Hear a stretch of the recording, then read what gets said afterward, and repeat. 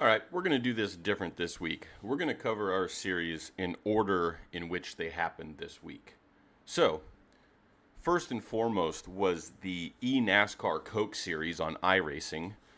If you haven't followed this series, it has been around for over a decade. But with the, let's call it younger generation coming up through NASCAR, being on the sim, and now having some serious adult money, you're starting to see teams that are coming into this NASCAR sport that are some big names, and it's getting a lot of notoriety and kind of getting a lot of publicity. Let me just give you some of the teams that are part of this series that we saw in week one at Daytona. So first and foremost, Spire Motorsports. They are in pretty much every series, or the top three at least, of NASCAR. They are racing their 7 and 77 like they use IRL, which is in real life. Junior Motorsports, they have the 8 and 88, go figure.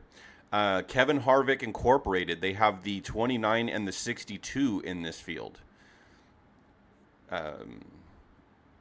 Roush Fenway Keselowski has the 17 and the 6, just like they have in Cup. William Byron Esports, the 25 and the 97. And then Team Dillon Esports has the 3 and the 33.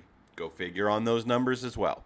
So a lot of big names are in this sport now, and it is becoming more and more popular. A lot of these drivers are definitely pros, been on the sim for a long time. Some of them have aspirations of real life racing, and you know how difficult that is. So, very few make it, but, a lot of them, this is what they want to do. So without further ado, let's get into the race that we had. So this was on Tuesday night. It runs every other week on Tuesdays. The 42 car of Logan Campett. He takes the pole, which is not a huge deal on a super speedway, right? Obviously good to be out front, but it doesn't necessarily guarantee you anything. It's easy to get shuffled back. It's easy to have somebody bump you and wreck you out, even from the lead. If you've been on iRacing for any sort of time, regardless of your iRacing prowess and your iRating, you know that big accidents can happen in this sim pretty much at any level. Well, he got to start up front, and this was an 80-lap race, which is about what our SRN series does. In fact, it's exactly what our SRN series does, 80 laps at Daytona and 80 laps at Talladega. So not a super long race, like you're seeing in iRacing right now, the special event of the Daytona 500. We're not seeing that in eNASCAR. They just don't go that far or that big. 80 lap race. It was a very clean race up front throughout the field. At the beginning of the race, not a whole lot going on. Everybody was kind of tame and calm, and hey, it's a longer race. Let's just feel this out. Nobody was beating and banging, slight bumps, a little bit of gaps here. Let's just kind of figure it out. No three wide action really. And then as soon as we hit lap 19, the wheels came off the bus. Basically what happened was they did their first attempt at three wide. And if you've raced at Daytona before in the sim, you know that Daytona is not as wide as Talladega. And the three wide racing is a lot more difficult to be able to hold that line. Especially these are Cup cars. So these cars are difficult to drive as it is. I find in the sim I have to basically double my force feedback strength in the simulator to basically make it so that I can actually feel the steering. So it's very, very difficult for these guys. Anyways, so they tried to go three wide, and they had a problem. Go figure. Even the pros do. It's difficult to do. But they were trying to make it work, and it didn't work out so good. So the outside got momentum. The 17 of Timmy Holmes with RFK, he went up with a late block, and he got bumped too hard, and that put him into the fence. Outside fence, and he just kind of fell back. He didn't dude, it didn't hurt him too bad, and he didn't collect a whole bunch of cars. There wasn't anything really like that. It just was one car got kind of turned up into the wall, smacked the wall, lost his momentum, went back, and that was that. But it did bring out a caution. Now, while I'm talking about this, I want you to kind of keep in mind the way these cautions go, okay?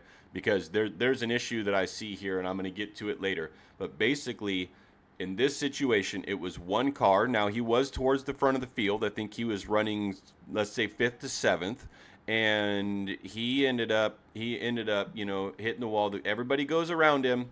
But for some reason, for whatever reason, we get a caution, okay? So we'll just put a pin in that, okay?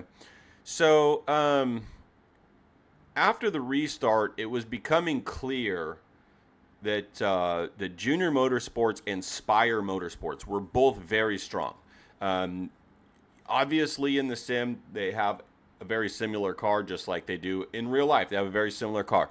But those drivers were able to navigate traffic, work together as a team, and move up through the field. The Junior Motorsports cars started pretty far back, and they were towards the front within, that 20-lap period. So it was becoming clear that Spire and Junior Motorsports were both going to be very good at this track. Also, after the wreck, anyone who tried 3 wide, they just got pushed to the back. What Darrell Waltrip would call the sucker hole, right? I mean, they would go to the middle to try to make it 3 wide, and nobody would go with them, and boom, they're to the back. Somebody would go outside, try to go that way and get 3 wide. Nobody would go with them, and boom, to the back. Nobody wanted to try that 3 wide again. They realized, they learned after that 1 3 wide that it was just too much. And I don't blame them. There's a lot on the line. I think the winner was getting at least $1,000. So you want to stay up there. You want to be good, right? You want to behave, if you will. So everybody was just kind of hanging out. It was pretty tame for a little while there, but then at lap 28, so we got about 10 laps in there. We had a sizable crash. We had about 8-ish cars, but there was no caution, okay? So remember, before we had 1 car and we got a caution. Now we're on lap 28. We got at least 8 cars in this accident, and we have no caution, okay? Now, this was on the back stretch. All of these cars were below the racing surface. Now, IRL, NASCAR is going to throw a caution. Hands down, not a question. It's going to happen, right? They're in real life, they are very cautious. They're very, hey, we got cars. We need to check for debris. We're going to throw a caution. And that didn't happen here. It was at that time the announcers kind of informed the viewers that all cautions were controlled by the iRacing system. Well, if you've been on the simulator at all whatsoever, you know that that's a problem, right? So put a pin in that one. We'll get to that a little bit later. So the 88 of Briar LaPrade, hopefully I'm saying that right. He was with Junior Motorsports. He took advantage of that no caution. He was kind of a little bit further back. Got shuffled back in those 10 laps that we had under green. He was started from the back. He moved up front, got shuffled back to the back, just like restrictor plate racing happens, right? He got shuffled back a little bit, and so he took advantage of that. Those guys, they wrecked out, and then of course everybody kind of spread out a little bit. He was able to suck up right behind a car, and that 2-car tandem just went right back to the front of the field, and all 8 to 12 of those people who were either wrecked or lost the draft, he went right by. So very advantageous for the 88, kind of put him back in the lead, but not the lead itself, but the lead pack, I should say. But why was there no caution? 8 cars are spinning around damaged, half the toe or limp back, and no caution. So they're not going along with what a real race would be like. Just a little note there. So at lap 44, we saw the front half of the field, that first pack, they all pitted at the same time as soon as the window opened. So lap 44, there's 36 to go. They go ahead and say, all right, it's time to pit. We come in. So now there's this distinct two-pack scenario, already made because of this caution, and now this whole pack is coming in. The second pack decides they're not going to go yet. They've obviously lost the lead, right? Now they're in the lead, but they still need to pit. So what are they waiting for? Well, they're waiting for a caution, right?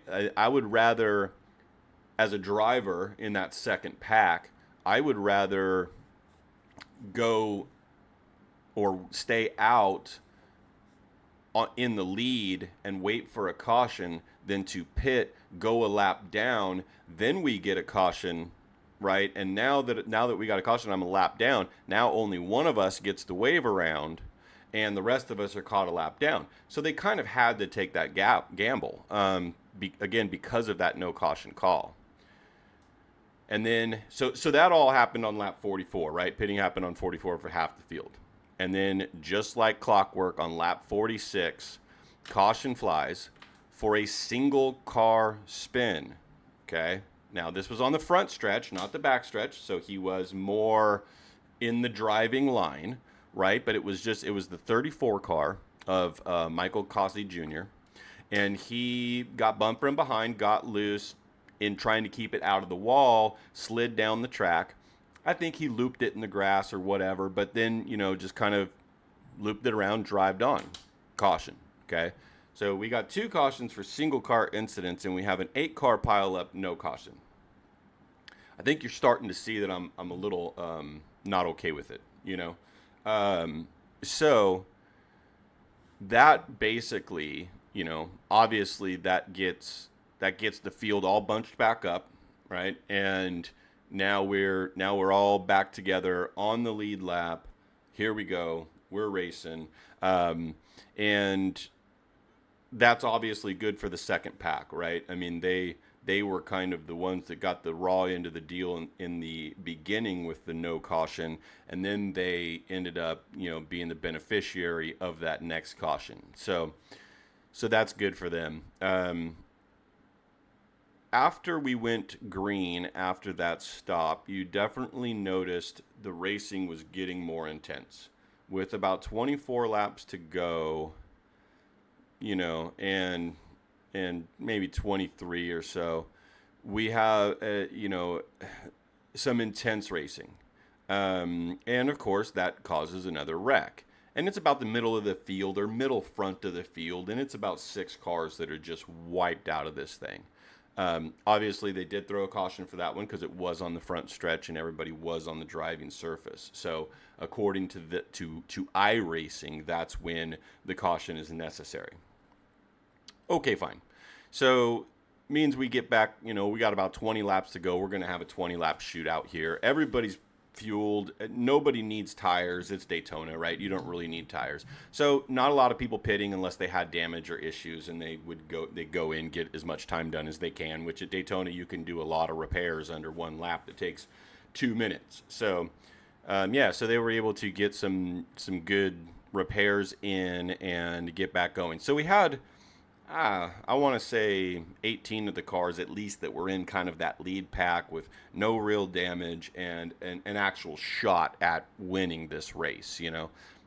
I know 18 to 20 cars is a lot, but with 20 laps to go, it's really not. Anybody still has a chance there. So now, obviously, with that shootout going back to green, it was some really hard racing and some hard pushing, but everybody saw the pay window open. They said, okay, we're here. I need to keep pushing, but not to the point where I'm wrecking. So we didn't see a lot of 3 wide. We just saw some really hard pushing on the outside and the inside so that they could try to get that line better. but we didn't really see that. It was very, very even. Once we get to 4 to go, though, the 88 of Briar Lapret again. He again in the news. He gets turned into the outside wall just on a bad push, really. He 3 cars there were kind of pushing and banging pretty hard. The 3 car of Blaze Crawford with Team Dillon. He hit the wall. He got loose, got out of shape, hit the wall. He came down, clipped the 88, put the 88 into the outside wall. And if you know anything about super speedway racing, that'll end your day right there. Your whole front end is smashed and gone. So unfortunate for him. He was the beneficiary of certain things. He looked strong with his 8-car teammate. Just didn't get the finish, and that's restrictor plate racing, So too bad for him. He got caught up, in some junk there at the end, and didn't get that finish that he wanted. In the end of it all, the 77 of Steven Wilson with Spire Motorsports, he takes the win. And he had a good, strong run there in the last 10 laps or so. He was able to hold the top line and hold the lead so that nobody could really take it. And he wasn't really blocking the inside line. He was pretty committed to it, and it worked out. So at the end of the day, it was an exciting race to start the season off. And let me give you our top 10 here. So the 77 of Steven Wilson, obviously, he gets the win. 95 of Parker White gets second. Third goes to the 1 car of Malik Ray. The 2 car gets fourth, he of Zach Novak. The 97 comes in fifth of Tucker Minter. Casey Kerwin gets the 6th position. 7th is a tough name. I've been told that you say it just like it's spelled, if that helps. So his name is Femi, and it's Olatunbausen. Olatunbausen, I think. Anyways, so he takes 7th place. Jordy Lopez, he takes 8th. Dylan Alt takes 9th, and Jimmy Mullis takes 10th. So that's your top 10 finishers there. So they get themselves a good finish in the first race of the season and are already up there in points and looking good. So the next race is in 2 weeks. This series goes every 2 weeks. And that race is going to be in Las Vegas, just like the NASCAR schedule. And it should be a heck of a lot different. Vegas, if they run this during the day, is a very hot track, a very loose track. Those next-gen cars are very easy to overdrive with all of their horsepower, so it'll be a very different race and exciting to see who it is that is able to prevail there. We'll start to see kind of who has good racecraft at the 1.5 miles, and we'll start to see how this season's going to develop. So moving on to the next races of the season, obviously we had the SRN Truck Series on Wednesday night. So eNASCAR on Tuesday. Wednesday is the E-Truck Series. And the E-Truck Series, the SRN Truck Series, excuse me. It was a Dover day race. Track temps were in the high 90s, so it was pretty slick, but not terrible. It was 125 laps. And this was a fun race. I think the drivers had a good time. I actually ended up broadcasting this race, and it was fun from the booth to see the battles. I hope it was good for the spectators to see, everybody that watched it. It was a lot of battling, both battling the truck itself and battling each other.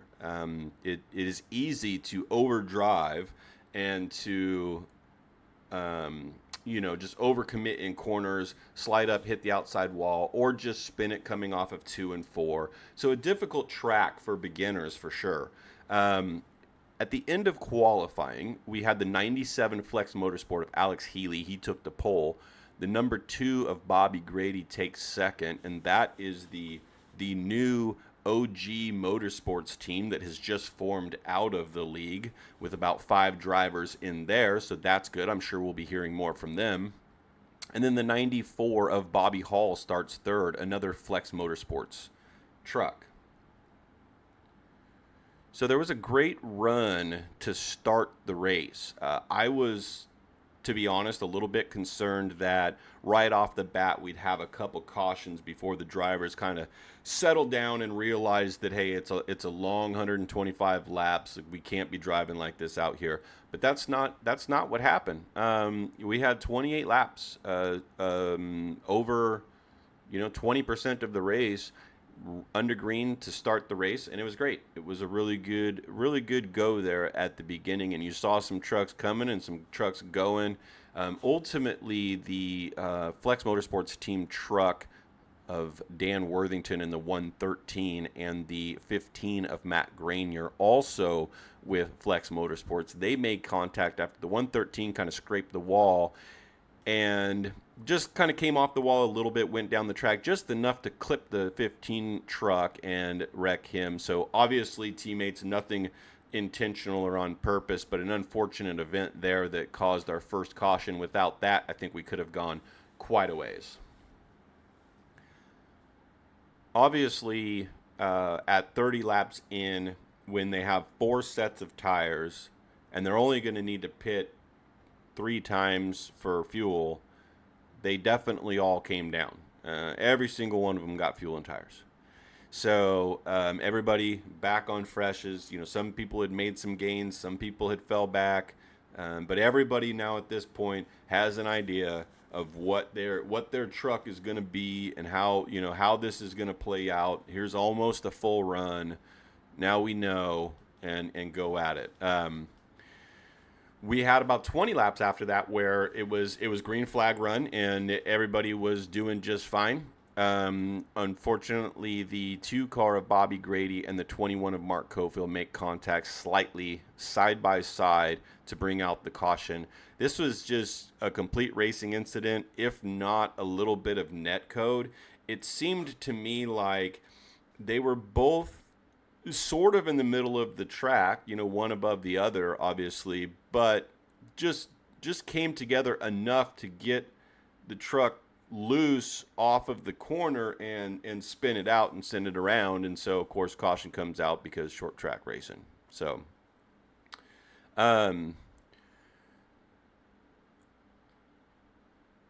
this is where things got interesting because 20 laps, not 28. Now you've already kind of not short pitted, but you didn't go a full run before. Now you're not going to go another full run. And are you going to take fuels? Are you going to take tires? If you take tires now and you're only 50 laps in, you don't have a set of tires in the bank anymore. You're now going to use them all. So if you slide down the track at any point and have to take an extra set, you don't have it in the bank. And the tire fall off at this track was very high. So you saw the field split. They started, I want to say, half of the leaders and half of the people in the back. I mean, it was completely split up. Some of them went in and some of them stayed out. Now, if you've been in iRacing at all, you may know that when you go through half a fuel run or so and you are staying out and it's a hot track and it's concrete, it is so easy to spin your tires on the restart because they are hot, the track is slick. Now you've tried to cool them off, so they're glazing a little bit. Not good. And this did cause a few, not cautions, but it caused a few issues on the track when restarting, where a truck would spin the tires, and then you're bottling up the guys behind you. Now I will say this: everybody did a great job trying to avoid those things. When you're bunched up and it happens 3 cars in front of you, sometimes it's very difficult to make the transition, to stop. Sometimes it's very difficult to do that. And so basically what ended up happening was we ended up getting about 3 quick cautions, not necessarily directly on the restart, but within a lap or two, just because those tires were very, very difficult to drive on. And so some people would spend a little bit on the actual restart, and then, they get a lap or so in and they feel like, oh, okay, I'm good, and get some confidence, and then they would spin it because of the old tires. And so it was a little bit of a rough patch there when that happened. And we would get, 4 or 5 laps in and then get a caution, and then 3 laps and get a caution, and then 6 laps and get a caution.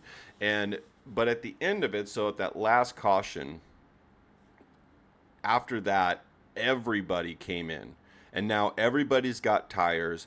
There's a few that are a lap down or multiple laps down because of damage and whatever you have.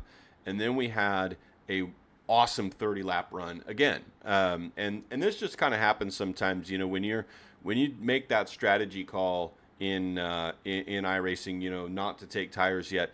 Listen, we're not all professionals. Everybody that's in our league is a damn good driver, but it's tough. It's tough to hang on to. And so, that kind of stuff is expected somewhat. But once we got through it, 30-lap run, everybody was back on sequence, and everybody had fresh tires, and we were off to the races, and that was good to see. There was a lot of battles going on throughout the field. I think several times during the broadcast, I was focusing on guys in the 15th to 20th position because there was some good battles going on there.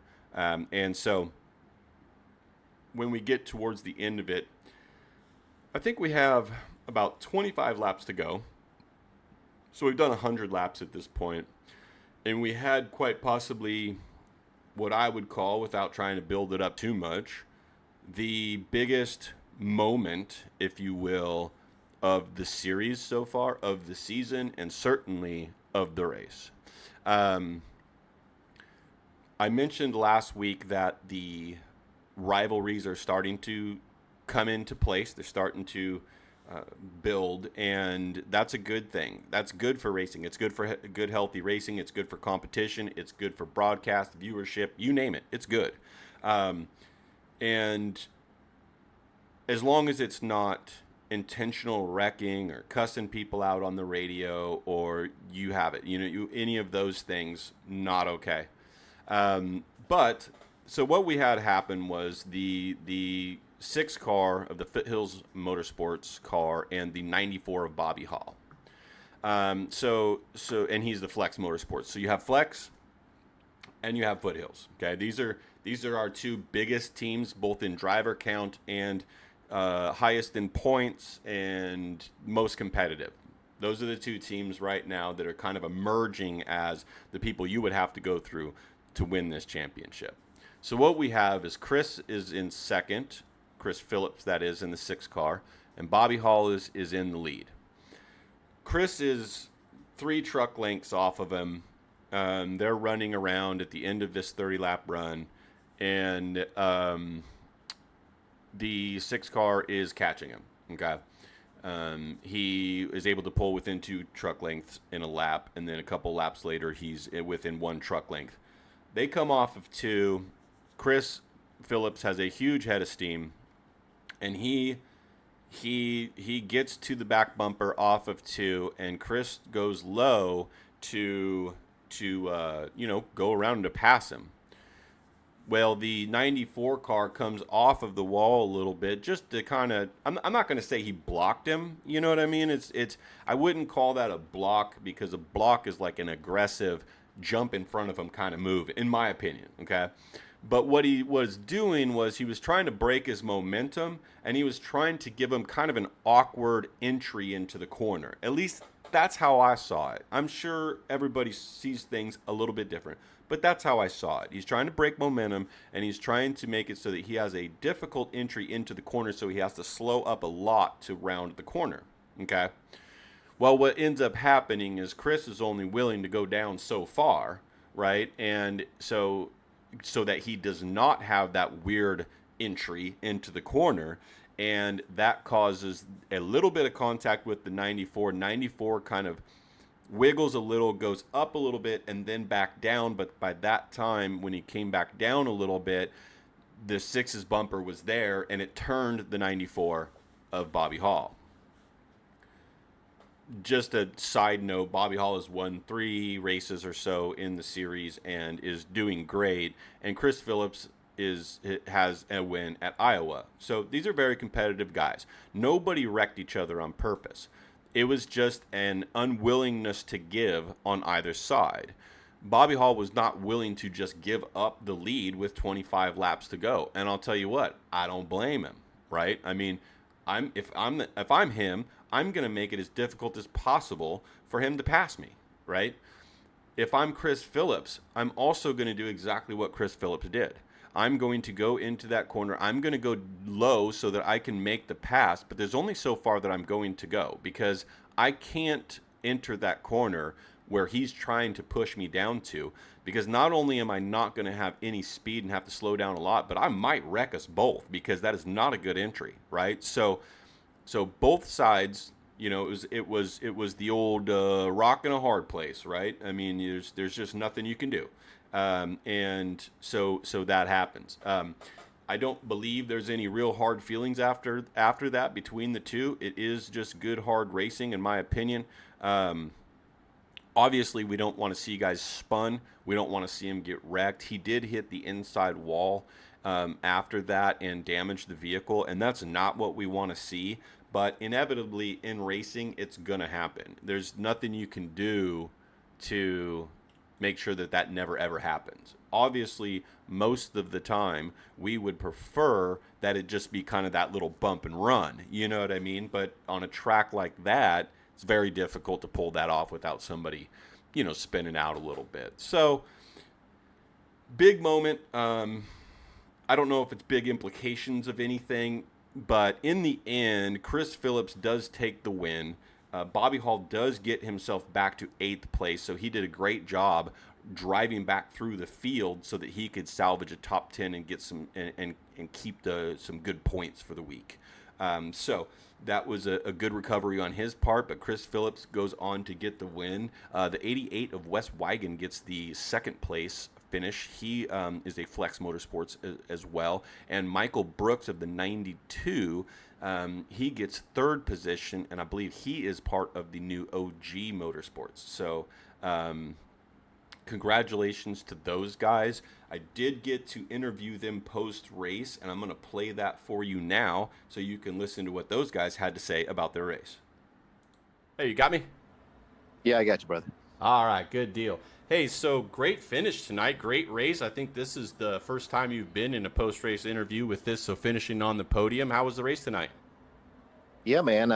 It was, I felt fortunate to avoid some wrecks there. I kind of stayed in the top 5, top 8, top 10 all night long, and this is only my 2nd race with you guys, so I really had a great time. Great. Well, tell me about the strategy out there and the tire wear, and kind of what was your mindset going into this whole thing with the short track racing? Well, to be honest with you, I just kind of saved a little tire when I could, when I really wasn't pressured, and really just kind of took tires when I needed to. And luckily, we had a long green flag run there before I took my last set. 10-4. Well, great race tonight. Good to see you up front early in your stint with SRN. If you have any sponsors or anybody you want to thank, go ahead and give your shout outs. Yeah, man. I want to thank my sponsor, Miller High Life, of course, and thank all the boys back at the shop back in Murfreesboro, Tennessee. And I appreciate Race Control for doing a great job of hosting this thing. Very good. Awesome. Well, congratulations tonight. We are headed, I want to say, Kansas next week, and we look to see you doing well there again. All right, man. I appreciate it. Thank you. All right. Thank you. Have a good night. All right. Wes Wigan, this is Matthew in the booth. You got me? I got you, man. Hey, sir, 2nd place tonight. That's a great finish. Finally finished in front of your teammate there, Bobby Hall. How was the race tonight? Oh, the race was great. This is one of my favorite tracks, so I was really looking forward to it. Enjoyed it. Strategy was kind of messed up with my qualifying. That 1 lap for qualifying really got me. I was kind of just warming my tires the first lap. So when I noticed it was counting and the only lap counting, I was going to be stuck at the back and just had to, slowly make my way to the front, and I was able to do that, keep my truck clean, and just, just Yeah. it was a good race. It seemed like starting at the back wasn't the worst thing. You kind of avoided some carnage and made your way through, and it all worked out. Yeah, that first crash, I was able to snake my way through it. Luckily, with no damage. I thought for sure I was going to be collected, but everybody held their brakes, so I was able to just kind of snake through it. So, Yeah. yep. I got to apologize to Michael Brooks, though. That last lap, I mean, I was considerably faster, and we just kind of came together off the corner. I hit the brakes and lifted, trying to give him the spot back, but it was just too late. So, Yeah. hopefully he's not too pissed off at me, but it was nothing intentional. Well, he didn't seem too upset in the interview, so I guess he's okay still finishing third. So, so very good. Well, hey, who do you want to shout out? Team sponsors? Who you got? Definitely got to thank SRN. This league's pretty phenomenal. Really enjoy racing with all these guys. Herbal Life Apothecary, I think is what it is. Natural Life Apothecary. Natural Life Apothecary. It's a mouthful. And then my teammates at Flex Motorsports, we all put the work in, try to be better. So everyone over there, appreciate them. Yeah, you guys are doing good. Season starting off good for everybody. So we head to Kansas next week. Is that a good track for you? You looking to repeat there? Oh yeah. I mean, I feel like I'm pretty strong everywhere just because of the support with the team. I mean, we put the work in, and we all try to figure out the fastest way around each track. So I think we're going to be good. Awesome. Well, good talking to you. Hopefully we'll be talking to you in the booth next week again. Congratulations tonight. Go celebrate. Appreciate it, man. Congrats to Chris. All right. All right, let's see if we can bring Chris Phillips in here, our race winner. Let's pull him. Chris, you got me in the booth? Yes, sir. How you doing, Matt? I'm doing pretty good, man. That was quite a show out there. How was the race from the seat? Well, I'm literally drenched in sweat right now, so it was pretty. It's a pretty tough track. Yeah. The racing was intense. I mean, there was some stuff going on. You had to avoid some things, but I mean, you had a strong truck all night. Were you able to stay aggressive, or were you saving tires? What were you having to do to keep it out there? I'm trying to learn from my mistakes on the earlier races where I go too hard, too fast. I was happy with running top 5 there in the first half of the race, and we got some little bit of a run on older tires there, and I thought I was going to be in trouble, but we didn't get any more long runs there. And I mean, I was pretty aggressive there for a while, and it was a good race. Yeah. Tell me about the battle with Bobby Hall. You guys were close to each other up front for quite a bit of the race. I know you wanted to beat him bad. Were you giving him a little extra attention, trying to make sure you stayed in front, or you caught him, or was it just another driver? Bobby's a hell of a driver. I haven't personally talked to the guy or anything, but I mean, dude's got some skills on here. He's fast. Yeah, I want to beat everybody. I mean, that's the name of the game. Right. I was racing him hard, just as hard as everybody else, And one of the rules is not to block. We were over halfway down the track. And I'm not going to lift. I'm not lifting. I was on the inside, so. Yeah, it is what it is.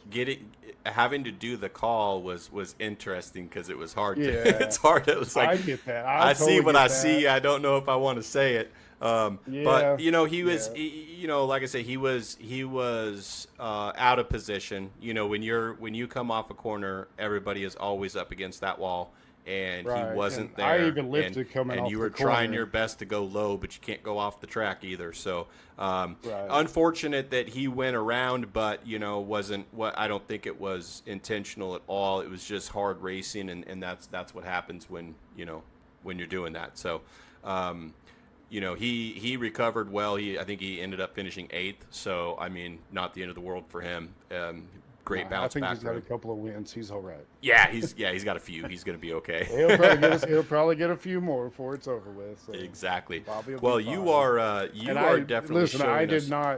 I did not wreck him on purpose, but I'm just not gonna be blocked anymore. And Right. I'm gonna race everybody the same. You know that. Everybody in here knows that. Yeah, I don't blame you. I know that you have won at Iowa now, and now you've won here at Dover, both short tracks that we've done. I guess we can look for you to be strong at the short tracks, and you're the guy to beat there, huh? No, I'm not good at short tracks. I mean, I don't know what it is. It's just the off throttle. I mean, you put a loose truck in my hands and I can go fast. I don't like the wide open stuff. Little skill goes a long ways on these kind of tracks. Yeah, you definitely have to work at it more, and you can see the guys that are able to have more control when it counts. And we definitely saw, through 2/3 of the way through the race, you saw, Ledford and Shue and some of your teammates that were back there just kind of rising to the top, and that's kind of exactly what I expected to see, some of those good drivers. Unfortunately, Baldwin was one of them, but he got caught up in some stuff and never really recovered. So, but yeah, these guys are just kind of moving through the field because the cream rises to the top when it's a tough track like that. So, but hey, congratulations tonight. Win 2 on the season. Give us your shout outs, your teammates, sponsors, whatever you want. My Foothill boys, Steven, Chris, Jeff. I got to thank them. I wouldn't even be here if it wasn't for them guys. They brought me in, and they're some good old boys. James Wagner Weldon, awesome guy. Does a lot for us. Love him. Big shout out to him. Need any kind of welding, hit that dude up. Look on my hood. There's his number.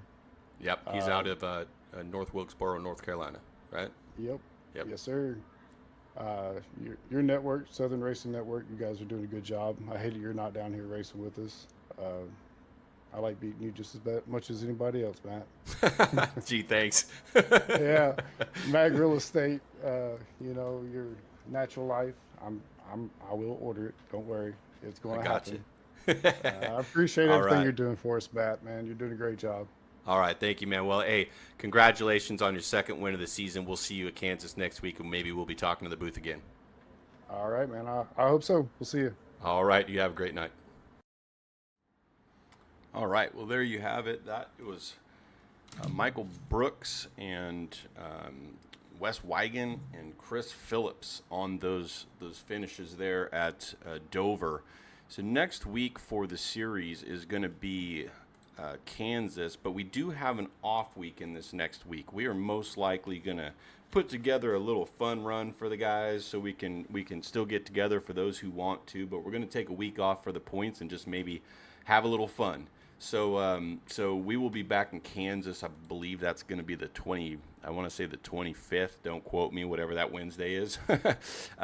So that's what's up next there for the SRN Truck Series. And we are in the preseason of our SRN Road Series, which is a GT3 class. We are in the preseason there. That will start on the 27th, that Thursday of the last week of February. So that will be coming up, and we'll do some coverage of that when we get there. Let's move on to Thursday night's race. Thursday night was the duels at Daytona. Fun racing. If you know anything about the duels or what to expect in the duels, you know that the first duel is usually where the wrecks happen, and the second one everybody's scared to get in a wreck. So that's kind of how that goes. Now we had Chase Briscoe got the pole, and then Austin Cindric gets second. So those guys are locked in. And in the first duel, you definitely saw Chase Briscoe run up for a few laps, and then he hightailed it to the bottom, to the back, and was absolutely just done with it. Didn't want to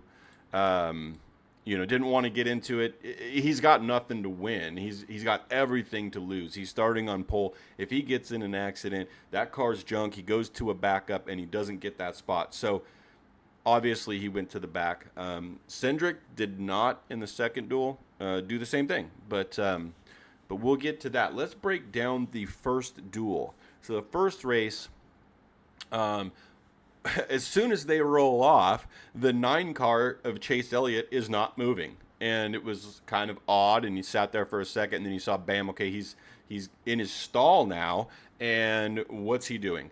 And he basically had a left front brake line issue, brake leak or something, said it went straight to the floor when he hit the brake.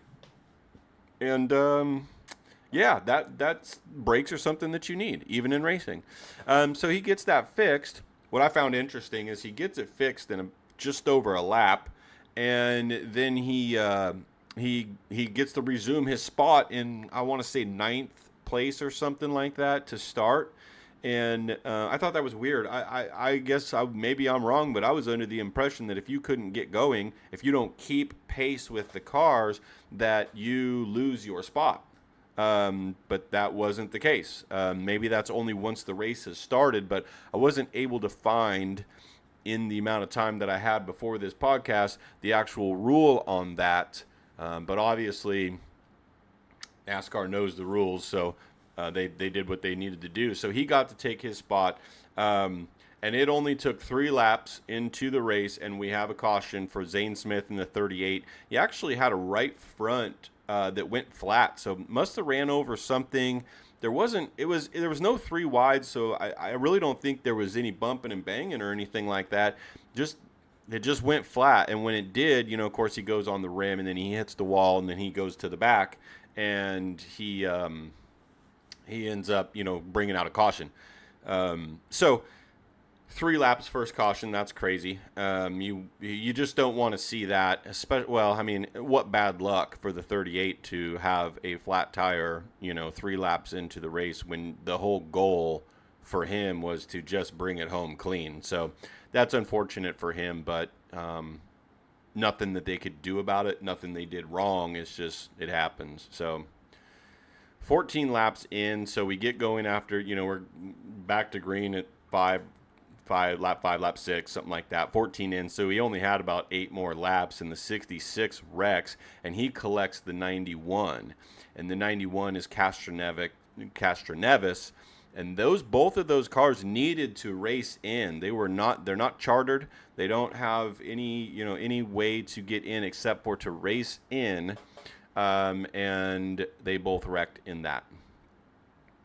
So that's unfortunate. You also saw early, even though Chase Elliott in the 9 car had some issues, he looked very strong. He didn't have any teammates with him, but he did move up through the field. He led some laps, but ultimately he got kind of shuffled back. You know how it happens. So he's on the inside line. He's leading. The outside line gets there. He can't really block it, or just not willing to block it in this kind of a race. And then one dumps down in front of him once he gets clear, okay, and then and then the top does it again, and now another one, and so he's just kind of sitting there. But all of a sudden he went from 1st to 8th in about 3 laps, and it's like, well, that's a bummer. You saw after that he was just kind of riding like he don't want to be in it, right? He doesn't care. The Daytona 500 is not about where you start. It's about bringing that number 1 car to the grid on Sunday. So he just kind of backed off. He said, hey, I figured it out. I went from about 10th to 1st. I know I can do it. This car's good. Let me get the heck out of here.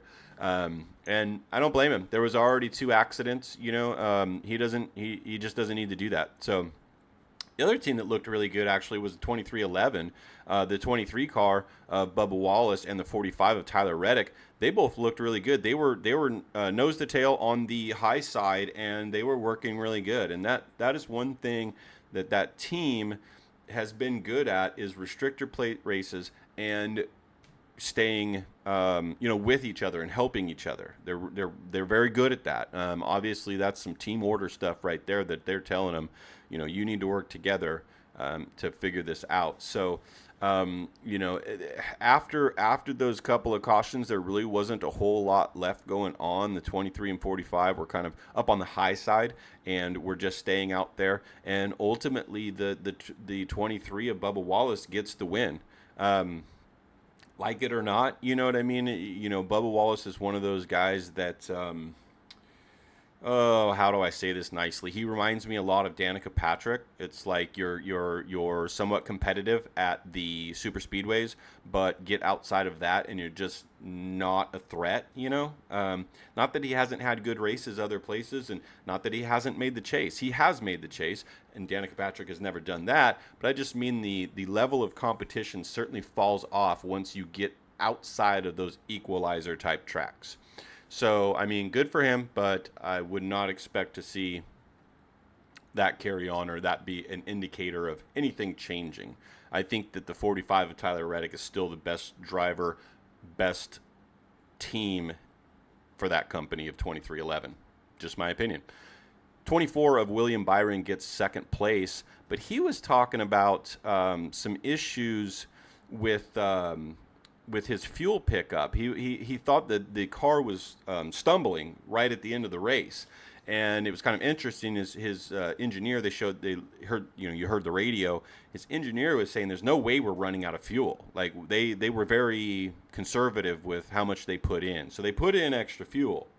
So it wasn't that. So they either got a pickup issue or a pump issue or something like that. We'll have to see if they have to change that, if that negates that finish and puts them to the back. Not really sure what they're going to do with that, or if they even have to do anything. But it was just kind of an interesting point. We'll have to see on Sunday if they had to do something about that. From the first race, in each race, there was about 4 cars that were not chartered in that had to race in. And like I said, the 66 and the 91 had a wreck on lap 14, and that was 2 of them. So the 40 car of Justin Allgaier, he races his way in.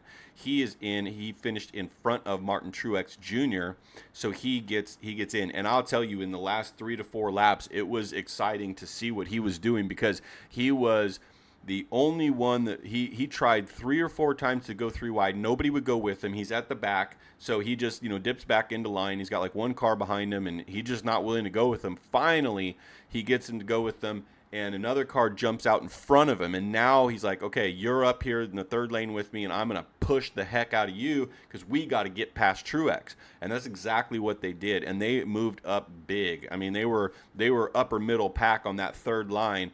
And he passed a bunch of cars up there. So good job for him.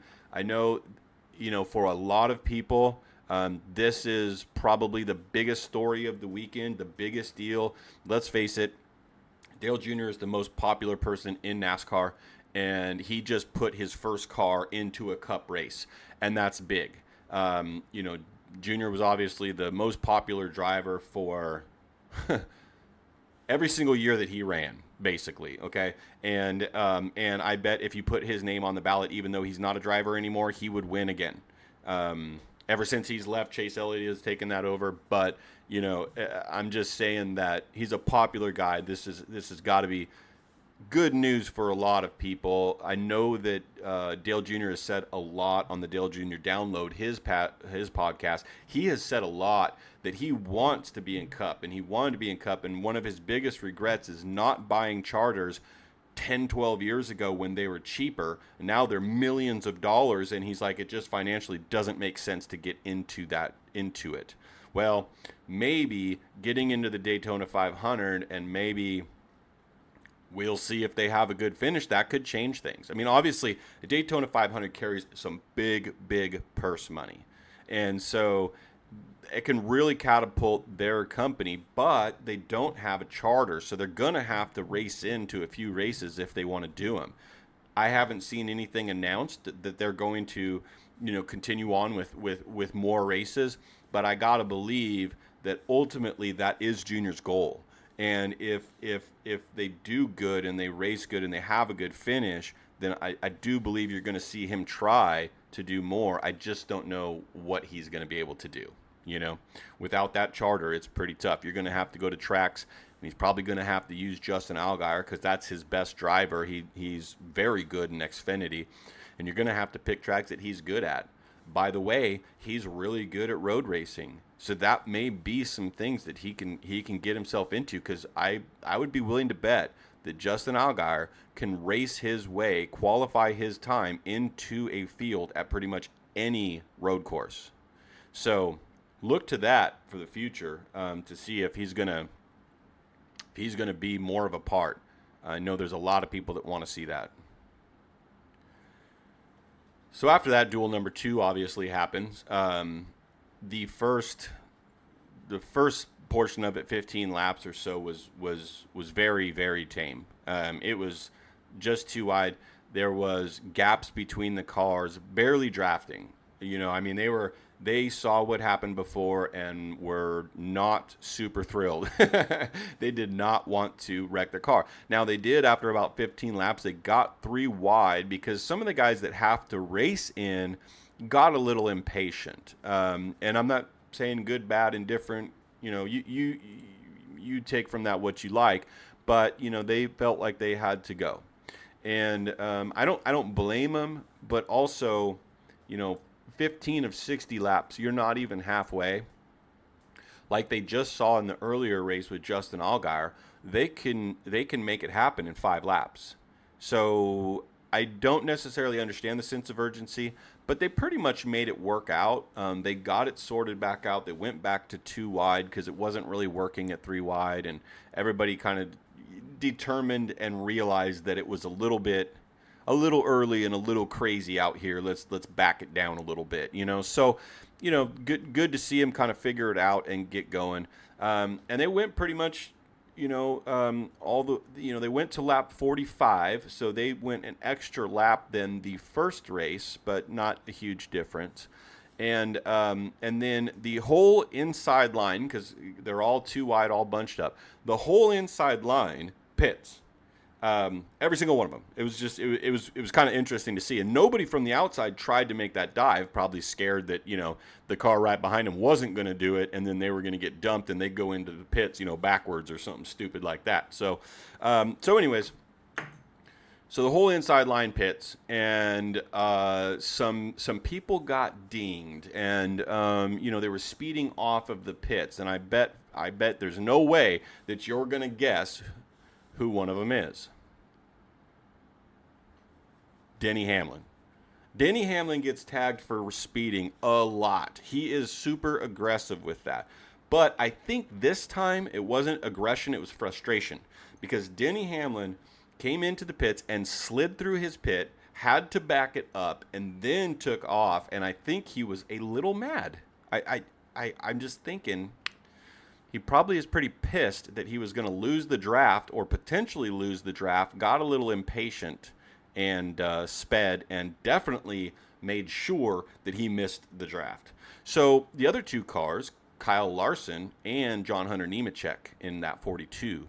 So those 2 also got speeding off, but they were kind of spread out, so not really able to, get together and draft at least as a 3-car tandem. So they were hosed. But listen, John Hunter Nemechek is in the 42.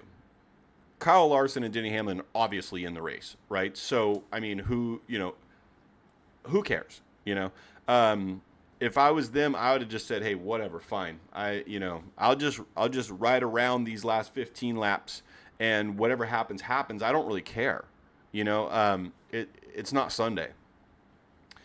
So. But what we did see, though, is after that on lap 46, half of the other half, so, a quarter of the field comes in, and then the next lap the other ones do. So now we literally have 3 separate packs running around the track.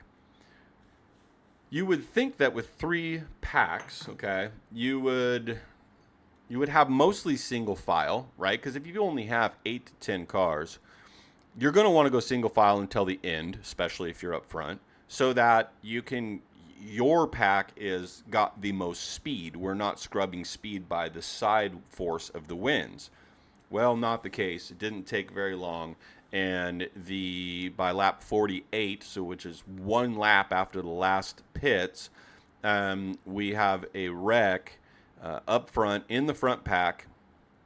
And it was basically just they were single file, but one tried to go to the bottom and the other tried to block, and they got that sorted out. But then the accordion effect behind hits them. The 6 car is the loser in it all. Okay, so he starts backing up, and then they start checking up and getting weird behind him, wreck him. So the 6 of Keselowski gets wrecked, the 99 of Suarez gets wrecked, and the 48 of Bowman gets wrecked. And so those three trashed their cars. I mean, not completely, but it's, obviously they can fix them by Sunday, but still, it's, just your single file. That's crazy. That shouldn't happen, but it does.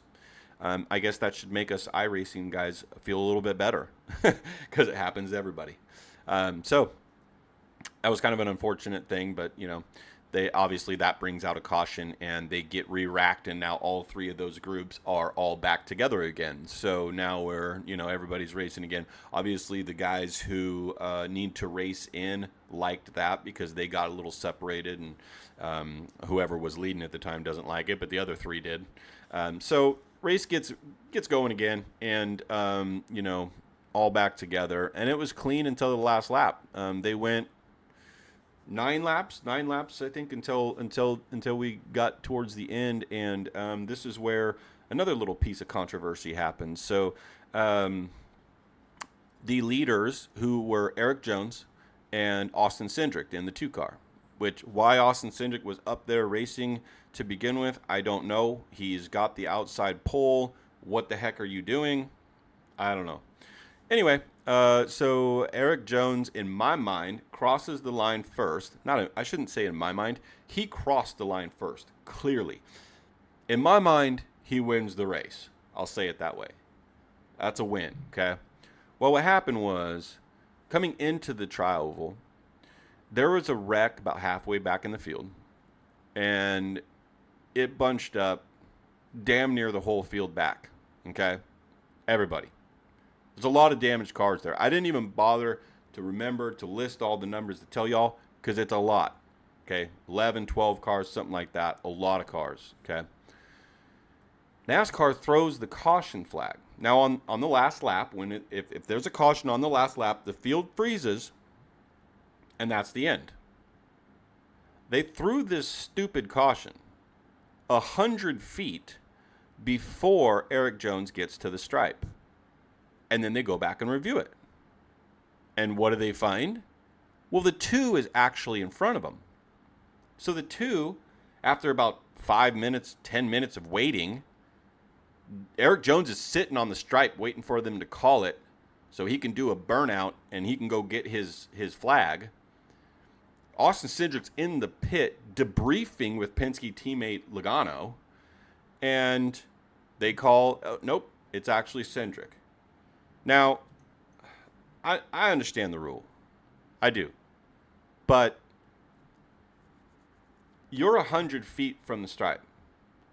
Whole field's wrecking anyways. Why do you need a caution? Nobody's coming back around. Nobody's coming back around at full speed. You could have them finish, and then you can say, hey guys, back it down. Come over their radios. You have that ability. You got to throw a caution 100 feet before the stripe and change the outcome. Eric Jones got robbed. That's all there is to it. He got robbed of a win. Now, that's that newly formed, Legacy Motor Club with Jimmy Johnson and Richard Petty. And they could really use that momentum. That means a lot to them. I think it was Clint Boyer or somebody in the booth, tried to explain it, saying that they, what did he say? They didn't want people that were further back to continue to race at speed to get to the stripe to pass them because that would be dangerous. Except that they're all already in it. You see, sometimes NASCAR makes these knee-jerk reactions, We're throwing this caution. Yeah, yep, do it. A lot of times they want people, they want the cars to bunch back up so that they can get that side-by-side, get that action again. But this is a race that was essentially over. It was over. And even Austin Cindric, you see on his face, he's like, no, I didn't win. But hey, they gave it to him. So between what I saw this week in NASCAR in real life, being super cautious, throwing cautions for one car incidences, throwing cautions at the end when there's not even a lap left to go, and being very, very on the side of error on the side of caution. That's what they're doing, right? And then I watched the eNASCAR before that, and I see the way iRacing does it, and I see that as long as they're not, if they're on the backstretch and there's 10 of them below the racing surface / yellow line, okay, then we're not going to throw it. iRacing is not going to throw it. And I'm sitting here like, where is the happy in between? Like, what are we doing? You got one series that is not throwing cautions when there absolutely should be. You got one series throwing cautions when there shouldn't be. If anything, I would think that the simulator should mimic real life. And if the simulator's not going to, then why does a series like eNASCAR, Coke Series, not have a race controller that can say, hey, this would absolutely be a caution in real life, so we're going to throw it in this too. Because the purpose of a simulator is to be as like the real world as possible, right? So what are we doing? What's going on? You know, I don't understand it. Anyways, I'll get off my soapbox, and you know, we'll be done with that. I'm interested to see how other people agree. So if you watch this, you know, if you got this far in the podcast, first of all, thank you. Second, like, leave a comment. I would really love to hear like what other people think about it. If I'm wrong, I'm wrong, but that's just my take. So, anyways, looking forward, obviously Sunday is the Daytona 500, Friday night is the Trucks, and Saturday is the Xfinity Series. Like I said, there's an off week for the SRN Truck Series. We will be doing a Thursday night preseason race at Canadian Tire. Not broadcasted. We're just doing those ones for fun. And then the week after, SRN goes to Kansas, and the GT3 Series starts at Daytona Road Course. So be on the lookout for those. Tune in for the next podcasts to get your recaps on those and turn into YouTube, Twitch, you name it, Kick, hopefully Facebook soon. We'll be live on all of those on Wednesdays and Thursdays, and then Fridays are the podcasts. So like, follow, subscribe, all of those things so that you can follow along. Appreciate you all being here. We will see you in the next podcast.